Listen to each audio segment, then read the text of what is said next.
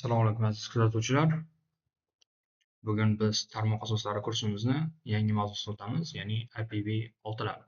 Biz oldingi mavzumizda IPv4 ni ko'rib chiqdik, nimalardan iborat, u qanday ko'rinishda bo'ladi, subnetting mavzularini ko'rib chiqdik. Xo'p, endi bugungi mavzuyimiz bu IPv4 ni zamonaviy varianti, ya'ni IPv6 ni ko'rib chiqamiz. Xo'p, biz oldingi mavzularda aytganimizdek, IPv4 bu 32 bitdan iborat va u cheklangan hisoblanadi. Ya'ni 4.3 milliard qurilmaga yetadi xolos. Lekin hozirgi vaqtda internet ishlatayotgan qurilmalar soni bundan ham ko'p. Aytaylik, dunyoda 8 milliard aholi bo'lsa, har bitta insonda kamida 4 ta 5 tadan qurilma bor. Internet ishlatadigan o'rtacha. Xo'p, korxonalarda bunday internet ishlatadigan qurilmalar soni juda ham ko'p. Ya'ni o'ylab qarasangiz, bu 4.3 milliard IP adreslar bunday olib qaraganda qurilmalarga, dunyodagi qurilmalarga yetmaydi. Va biz ko'rib chiqqandik, bu muammoni hal qilish uchun private adreslar va public adreslar bor edi.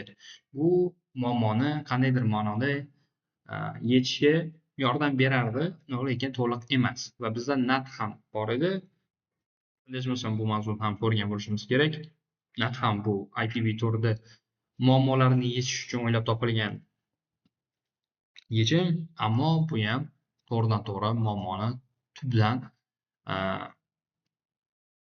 hal qilmaydi. Hop, ko'rib turgan bo'lsangiz, mana bu qulab turgan uyni ko'tarib turgan bu NAT, sayderlar, private IPlar. Ya'ni bu o'zi nurab qolgan uy hisoblanadi, IPv4, lekin hozir ham ishlatilyapti. Hop, zamonaviy versiyasi bu IPv6 hisoblanadi. Ya'ni bunda IPv6da adres yetishmovchiligi, IP adreslar yetishmovchiligi kuzatilmaydi. Hop, bu o'zi nima? Qanday qilib muammo hal qilindi desangiz, albatta 32 bitdan shunchaki bitlar sonini oshirib qo'yishdi 128 bitga. Hop, 32 bit va 128 bit. Ko'rayotgan bo'lsangiz, 4 barobar hajmi katta.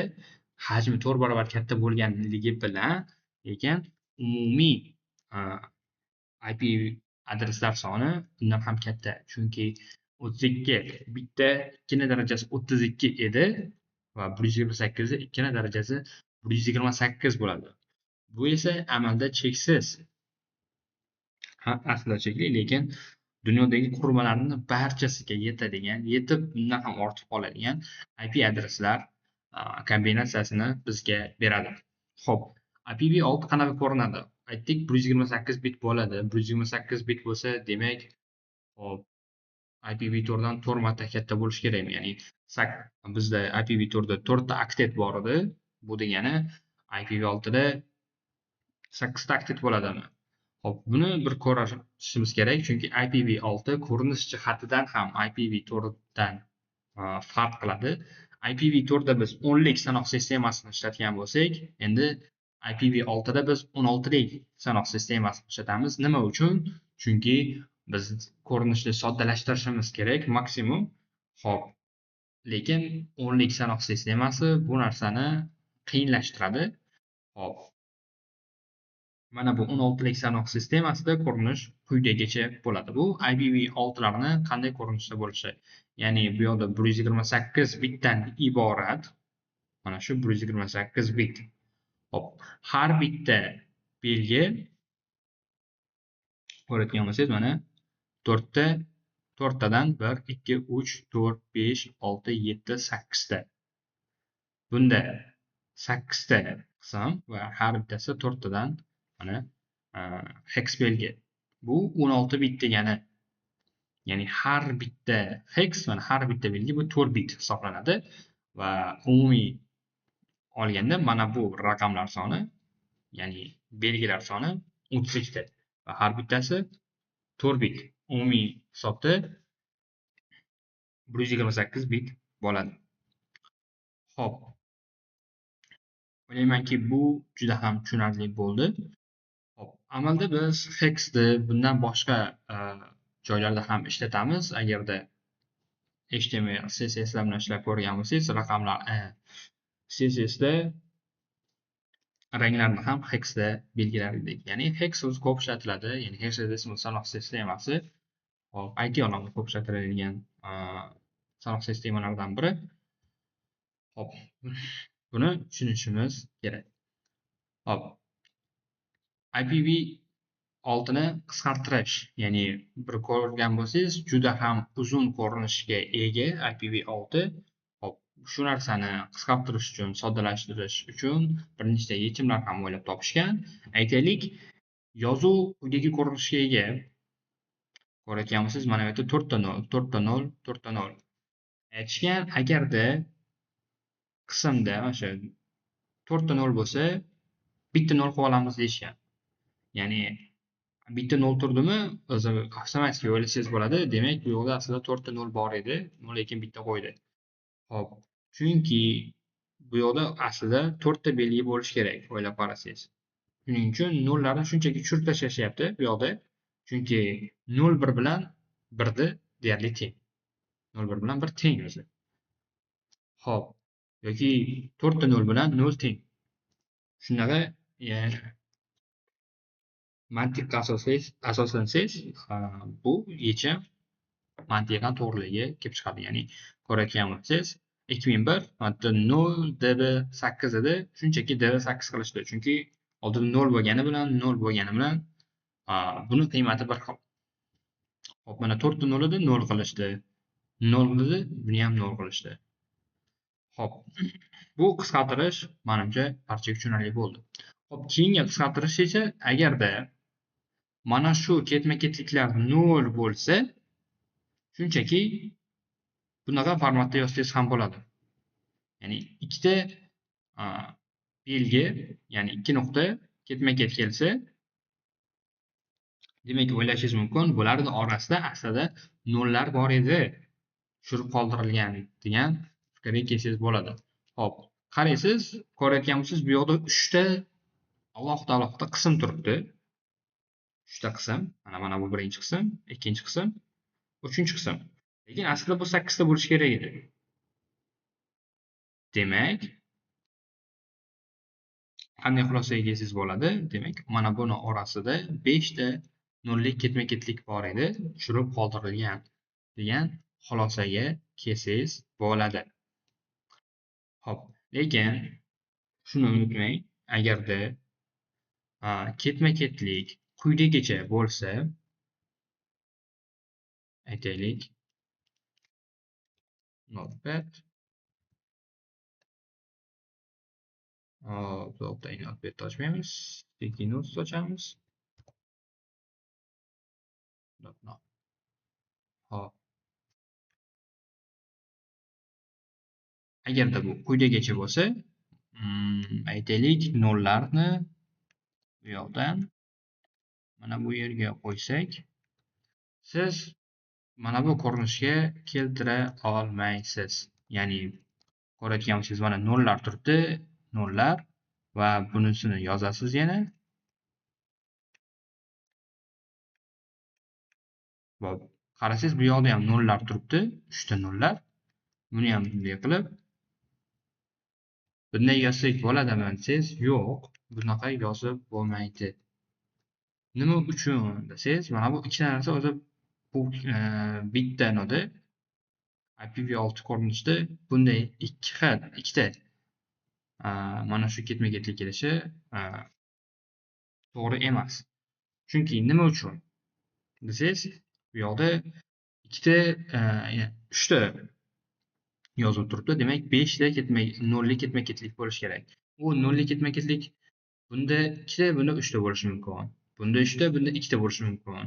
Ya'ni bu narsani aniq qaysi birida nechta ketma-ketlik borligini bila olmaysiz. Shuning uchun bu narsani yozish qat'iyan man qilinadi. Bu noto'g'ri yozilish. Faqatgina bitta shunaqa ketma-ketlikni yozsangiz bo'ladi. Ikkita yoza olmaysiz. Ya'ni yoki bunday ko'rinishga keltirishingiz kerak. Hop, 0 0 qilasiz. 0 0 qilasiz. Mana bu yoqdagi qolganini demak tushunsangiz bo'ladi. Demak, bu yoqda nima deysiz? Bitta, ikkita, 3 ta, 4 ta, 5 ta turibdi. Demak, mana bu yerda 3 ta bo'lishi kerak deysiz. Yoki xuddi shuni teskarisini qilsangiz ham bo'ladi. Lekin ikkita mana bu nuqta belgi ikki nuqtani qo'ya olmaysiz. Hop, shuni unutmang. Hop, IPv bu yoqda xuddi shu narsani hozir bu yoqda yozyapti. Hop, eng qisqa IPv6 manzil bu .1 deyapti. Bu loopback manzil. Bu IPv4dagi 127.001 ga o'xshash. Ya'ni analogiya sifatida berilyapti. Bunday ketma-ketlik qanaqa bo'ladi desak, hozir ko'rgan narsamiz, ya'ni bu aslida mana bu narsa 0 0 0 0 0 0 nechta bo'ldi? 6 ta 0 mana shu yoki undan ham agarda variant keltirmoqchi bo'lsangiz 4 ta 0 4 ta 0 4 ta 0 4 ta 0. Hop. Mana bunday ko'rinish. Asli bunday ko'rinishga ega. Biz buni qisqartirsak, mana bu ko'rinishga keltirsak bo'ladi yoki undan ham qisqartirsak, mana bu ko'rinishga keltirsak bo'ladi. Bu loopback manzil deyiladi. Ya'ni 127.001. Ya'ni bu o'zingizning manzilingiz, o'zingizning mashinani lokal adresi hisoblanadi. Xo'p, IPv6 dagi maxsus manzillar, ya'ni 127 mana bu manzilga o'xshash, yana loopback manzilga o'xshash yana boshqa adreslar ham bor. Bu yoqda ko'rishingiz mumkin. FA80 o'nlik saydarda. Bu link lokal manzil deyapti. Faqat bitta tarmoq segmentida ishlaydi. Routerda nariga o'tmaydi. Qurilma tarmoq ulanganda avtomatik yaratiladi. Hech qanday server kerak emas. Bu IPv4dagi IPv ga o'xshaydi, lekin IPv6da bu normal va kutilgan xatti harakat deyapti. Bu faqat bitta tarmoq segmentida ishlaydi. Ya'ni korxona segmentida yoki uy segmentida ishlaydi xolos. Globalga ta'sir qilmaydi. Xo'p, mana bu 203 lik deyapti. Bu global unicast manzillar interaktiv ishlaydigan haqiqiy manzillar. IPv4dagi public manzillarning analogi. Xo'p, FF00 8 lik saytlarda multicast manzillar bu guruh qurilmalarning bir vaqtda xabar yuborishi uchun. Multicast, unicast, broadcast bu narsalarni biz oldingi mavzularimizda ko'rgandik. Agarda bu narsalarni tushunmasangizlar, oldingi darslarga o'tib ko'rishingiz mumkin. Bularning farqini tushuntirib berganmiz. Xo'p, muhim farq IPv6 da broadcast yo'q. IPv4 da broadcast xabarlar tarmoqda hamma qurilmalarga yetardi. IPv6 da bu vazifani multicast bajaradi. Bu samaraliroq, chunki faqat kerakli qurilmalarga yetadi. Xo'p, broadcast bilan multicastning farqini yana bir bor eslatib o'tamiz. Broadcast bu tarmoqdagi barcha qurilmalarga jo'natadi. Multicast esa faqatgina belgilangan guruhga jo'natadi xolos. Ya'ni cheklangan bo'ladi multicastda. Xo'p, IPv6 ning afzalliklari faqat ko'p manzil emas. Xo'p, IPv6 da bizga NAT shart bo'lmaydi. Biz oldingi darslarda o'rgandik. NAT o'zi bu IPv4 ning muammolarini hal qilish uchun o'ylab topilgan yechim edi. Xo'p, biz IPv6 da bunday yechimga muhtoj emasmiz. Ya'ni oldin aytganimizdek, IPv6 bizga yetarlicha IP adreslarni taklif qiladi IPv4 ga qaraganda. Avtokonfiguratsiya deyapti. IPv4 da qurilmalar tarmoq ulanganda DHCP serveriga manzil berish kerak edi. IPv6 da esa bu narsa shart emas, bu avtomatik tarzda olinadi. Xo'p, IPsec o'rnatilgan deyapti. Xo'p, buni bilishlaringiz juda ham shart emas. Yangi mavzularni ko'rib olishingiz mumkin. Agar o'zingiz qiziqsangiz, bemalol Google'dan qidirishingiz mumkin. Bu lekin bizdan tarmoq asoslari kursimizga uncha ham taalluqli emas. Xo'p, soddalashtirilgan paket sarlavhalari, ya'ni IPv4 sarlavhasi murakkab edi. Ko'p maydonlar, ixtiyoriy opsiyalar, IPv6 da sarlavhalar soddalashtirilgan. Bu narsa nima desangiz, bu narsani tushunishingiz uchun oldingi darslarga murojaat qilishingizga to'g'ri keladi va agarda paketlar qanaqa o'tadi, paket ko'rinishlari qanaqa bo'ladi tarmoqda desangiz, albatta Wireshark degan qurilma bor. Buni keyingi darslarimizda ochib ko'rsatamiz. O'shalar orqali ham bemalol internetga qanday paketlar jo'natilyapti va ularning ichida qanaqa headerlar bor, ularni ko'rishingiz mumkin. Xo'p, IPv6 da subnetting qilsa ham bo'ladi. Xo'p, Bu narsaga juda chuqur to'xtalmaymiz, lekin subnetting ham deyarli bir xil ishlaydi. Hop, va ozgina farqlari bor, lekin asosi bir xil. IPv4 dan IPv6 ga o'tish, butun dunyo bir kechada IPv6 ga o'tolmaydi. Nima uchun? Chunki milliardlab qurilmalar hozir IPv4 da ishlaydi, ya'ni eski qurilmalar va ularda IPv6 support rejimi yo'q. Agarda barcha qurilma hozir IPv6 ga o'tib ketsa, hozir IPv4 dagi qurilmalar shunchaki yaroqsiz bo'lib qoladi va bu juda ko'p muammolarga olib kelishi mumkin. Xo'p, va hozirgi eng qo'llanilgan yechimlardan biri bu dual stack, ya'ni qurilmalarni bir vaqt o'zida ham IPv4 ham IPv6 versiyani qo'llab-quvvatlashi. Hop, ya'ni yangi qurilmalar ham IPv6 ni ham IPv4 ni qo'llab-quvvatlaydi. Ya'ni bu eski qurilmalar bilan aloqani ushlash maqsadida. Xo'p, tunneling IPv6 paketlarini IPv4 tarmoq orqali yuborish usuli. IPv6 paketi IPv4 paketini ichiga o'riladi va IPv4 tarmoqdan o'tib narigi tomonga qayta ochiladi. Hop, bu vaqtinchalik yechim deyilyapti. Hop, amalda o'tish jarayoni sekin bormoqda. Nima uchun sekin bormoqda? Hop, chunki hozir ko'pchilik o'zi IPv4 ishlatyapti va oldin aytganimizdek NAT, CIDR, Private Public Address yechimlari bu IPv4 ni uzoq yashashiga ko'maklashyapti. Agarda bular bo'lmaganda IPv4 hozirda yo'q bo'lib, o'rniga IPv6 ishlatib turgan bo'lishimiz mumkin edi. Ammo aytganimizdek, shu NAT, Private Public Addresslar, CIDRlar bu IPv4 ni umriga yana umr qo'shdi. Hop, IPv4 va IPv6 ni taqqoslash manzil uzunligi aytganimizdek IPv4 bu 32 bit, 4 ta oktet, 10 lik sanoq sistemasida. IPv6 esa 128 bit, 8 ta guruhdan iborat va har bir guruhda 4 tadan hex belgi bo'ladi. Va ya'ni bu 128 bit bu hex ko'rinishida yoziladi.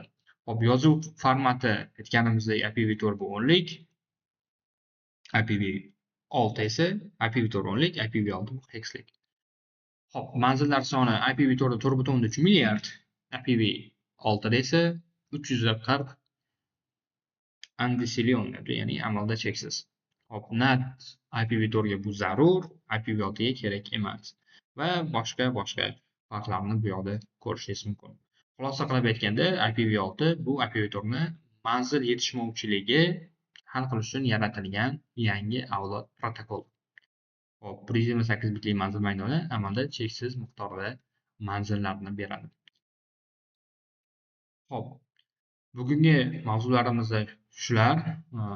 Agarda qandaydir qo'shimcha narsalar o'rganmoqchi bo'lsangiz, bemalol Google va YouTube'da videolar bor, ko'rishingiz mumkin.